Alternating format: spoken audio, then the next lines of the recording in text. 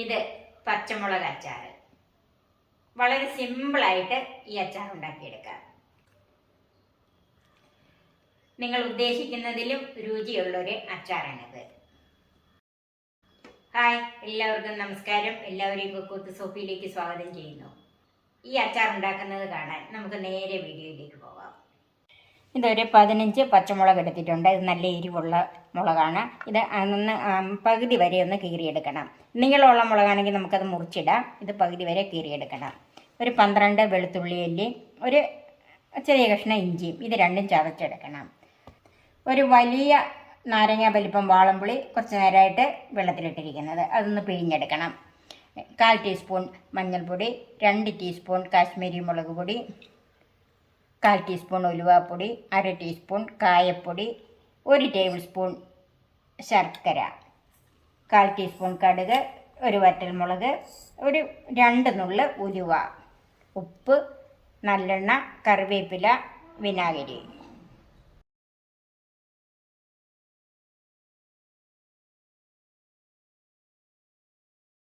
പച്ചമുളക് ഇതുപോലെ പകുതിക്ക് താഴെയുള്ള ഒന്ന് കീറി വെച്ചിട്ടുണ്ട്. ഇതങ്ങനെ കീറുന്നത് എന്തിനാന്ന് വെച്ചാൽ ഇതിൻ്റെ അകത്തോട്ട് ഉപ്പും പുളിയും എരിവും ഒക്കെ ഒന്ന് കയറാൻ വേണ്ടിയിട്ടാണ്. മുളകിന് എരിവുണ്ടെങ്കിലും നമ്മൾ ചേർക്കുന്ന പൊടികളും എല്ലാം ഇതിൻ്റെ അകത്തോട്ടൊന്ന് കയറുന്നതിന് വേണ്ടിയിട്ടാണ് ഇങ്ങനെ ഇതൊന്ന് കീറി വെക്കുന്നത്.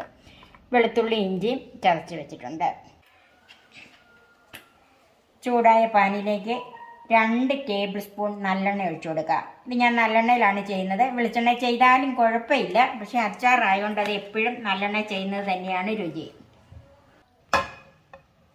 ചൂടായ എണ്ണയിലേക്ക് ഈ മുളകൊന്ന് വാട്ടിയെടുക്കാനായിട്ട് ചേർക്കാം. ഇത് നന്നായിട്ട് തുടച്ചെടുക്കണം. കഴുകി കഴിഞ്ഞിട്ട് വെള്ളം ഉണ്ടെങ്കിൽ ഇട്ടാൽ പൊട്ടിത്തെറിക്കുമല്ലോ. ഇതിപ്പം പുലർന്നതിൻ്റെ അരിമ വരുന്നതുകൊണ്ടാണ് ഇത്രയും ഒരു പൊട്ടൽ വരുന്നത്. ഇത് നന്നായിട്ടൊന്ന് വാട്ടിയെടുക്കണം.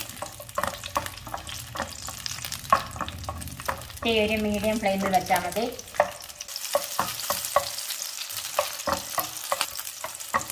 മുളക് ആവശ്യത്തിന് മൂത്തിട്ടുണ്ട്. ഇതുപോലെയൊന്ന് പുറത്തെ കളർന്ന് മാറി വന്നാൽ ഇത് നമുക്ക് മാറ്റാം.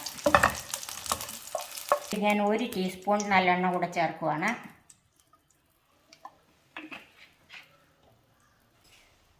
നല്ലെണ്ണ ചൂടായിട്ടുണ്ട്. അതിലേക്ക് കടുക് ചേർക്കാം.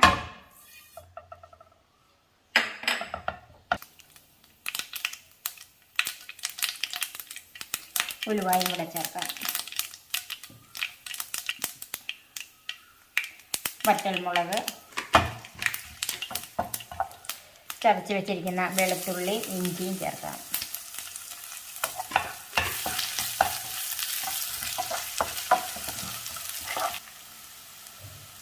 ഒരു തണ്ട് കറിവേപ്പിലയും ചേർക്കാം.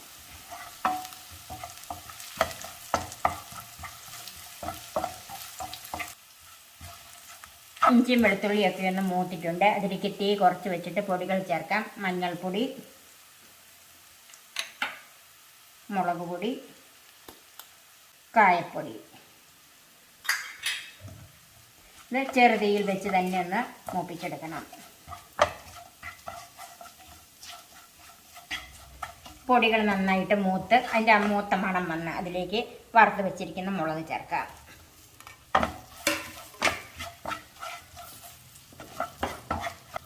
ഇതിലേക്ക് പുളിവെള്ളം ചേർക്കാം.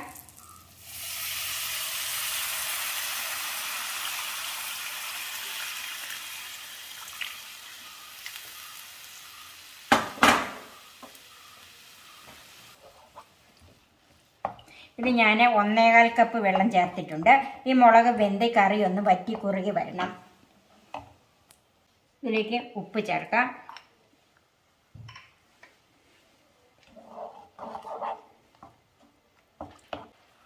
ഇത് നമുക്കൊന്ന് അടച്ചു വെക്കാം. ഇപ്പോൾ ഒരു 10 മിനിറ്റ് കഴിഞ്ഞ് നമുക്കിതൊന്ന് നോക്കാം. ഏകദേശം ചാറൊക്കെ കുറുകി വന്നിട്ടുണ്ട്. ഇനി ഇതിലേക്ക് ശർക്കര ചേർക്കാം.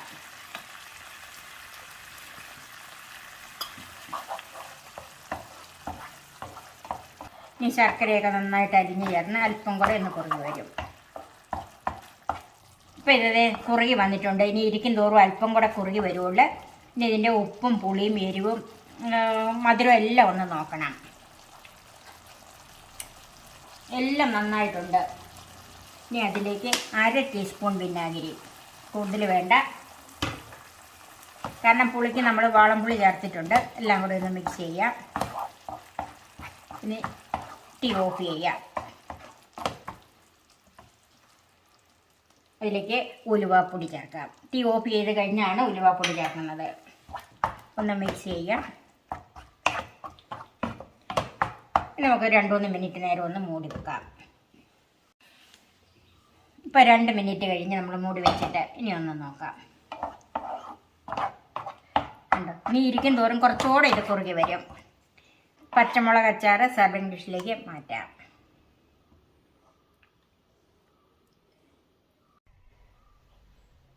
എരിവും ഉപ്പും പുളിയും മധുരവും കായത്തിൻ്റെ ടേസ്റ്റും എല്ലാം കൂടെ ചേർന്ന വളരെ രുചികരമായ എളുപ്പത്തിലുണ്ടാക്കാവുന്ന ഈ അച്ചാർ നിങ്ങളും ഒന്ന് ഉണ്ടാക്കി നോക്കണം. ഇത് ബിരിയാണിയുടെ കൂടെ കഴിക്കാൻ വളരെ സൂപ്പറാണ്.